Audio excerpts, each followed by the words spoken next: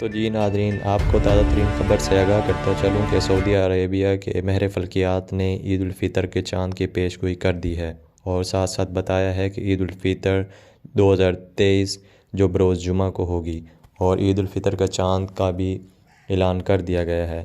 اور یہ بھی ساتھ ساتھ بتایا ہے کہ پاکستان سمیت 28 ممالک میں عید الفطر کا چاند آج ہی نظر آ جائے گا، اور سعودی عربیہ کے ساتھ پاکستان کی بھی عید ہوگی، اور پاکستان میں عید الفطر کا چاند آج شام دیکھا جا سکے گا۔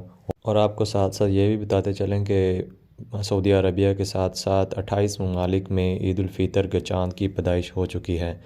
تو اس کے ساتھ ساتھ پاکستان میں بھی چاند کے کافی امکانات ہیں نظر آنے کے، اور سعودی عربیہ کے ماہر فلکیات کا بھی کہنا ہے کہ جو عید الفطر ہے وہ 21 اپریل 2023 بروز جمعہ کو ہوگی۔ تو ایسی ہی خبریں اور حقیقی ویڈیوز دیکھنے کے لیے میرے channel Madhav help T V کو ضرور سبسکرائب کریں اور بیل آئیکن کو پریس کریں تاکہ ہر نئی آنے والی ویڈیو کا نوٹیفیکیشن آپ تک بر وقت ملتا رہے۔